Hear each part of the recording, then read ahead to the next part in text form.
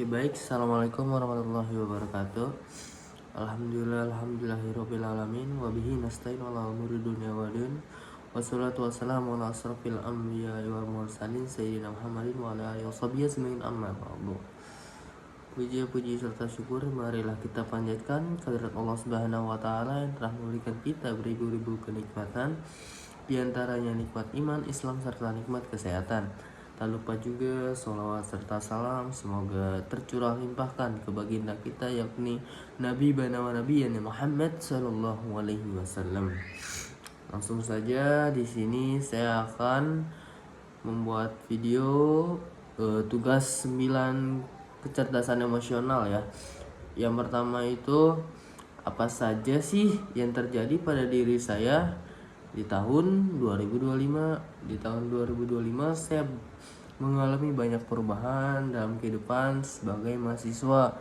Salah satu perubahan paling terasa yaitu pola hidup dan cara menjalani keseharian.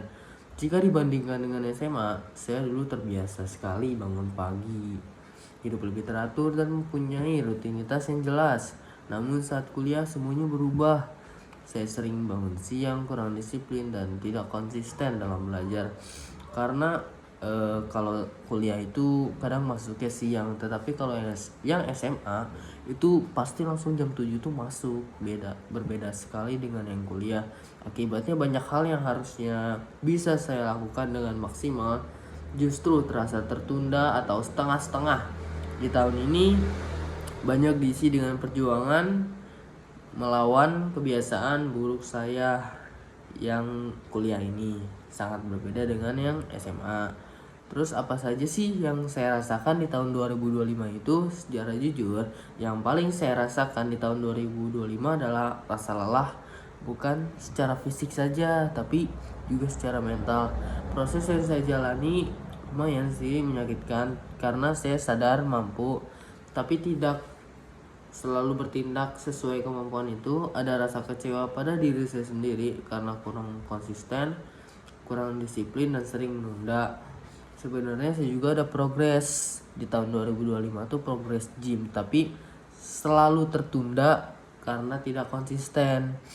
Maka dari itu konsisten itu sangat susah sekali. Namun di sisi lain saya juga mulai sadar bahwa kegagalan dan ketidakteraturan ini adalah sinyal bahwa ada yang perlu diperbaiki dalam diri saya. Yang ketiga, ada apa saja sih yang menjadi pelajaran bagi saya di tahun 2025. Pembelajaran terbesar yang saya dapat di tahun 2025 adalah disiplin sebagai fondasi utama, bukan motivasi. Karena kalau disiplin sebagai fondasi berarti kita harus disiplin terus. Tetapi kalau disiplin itu hanya dari motivasi, itu nggak selamanya bakalan disiplin. Ada rasa kurangnya disiplin karena cuman motivasi itu sifatnya hilang, nanti disiplinnya juga akan hilang lagi. Saya belajar bahwa rutinitas yang jelas, kemampuan dan potensi tidak akan berkembang. Saya juga belajar bahwa fase hidup dari zaman SMA dan kuliah itu menuntut kedewasaan dan tanggung jawab yang lebih besar terhadap diri saya. Kayak tanggung jawab ya, kayak tugas kan kalau SMA tuh banyaknya ya diselesaikan oleh guru gitu, bisa oleh kelompok, tidak terlalu bekerja. Tetapi beda sekali dengan yang kuliah ini tugasnya pribadi, harus diselesaikan sendiri, mau tidak mau ya resiko. Terus ada yang keempat, apa saja yang harus atau yang perlu saya perbaiki di tahun sekarang 2026. Memasuki tahun 2026, hal yang paling utama yang saya ingin perbaiki kedisiplinan dan konsistensi, terutama dalam belajar dan mengatur waktu serta rutinitas olahraga saya yang telah hilang selama ini. Saya ingin mulai atau membangun kebiasaan bangun pagi, membuat jadwal yang lebih realistis dan bertanggung jawab terhadap pilihan saya sendiri.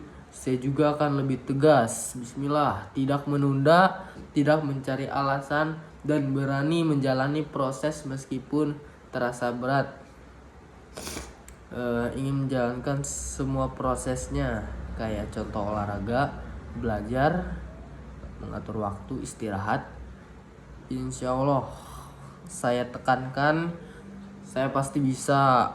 Mungkin cukup segitu saja. Sekian video kali ini dari saya. Mohon maaf bila ada salah kata dan kalimat, dan maaf juga buat saya ini juga karena lagi sakit ya, mohon maaf. Wabillahi taufiq wa hidayah. Assalamualaikum warahmatullahi wabarakatuh.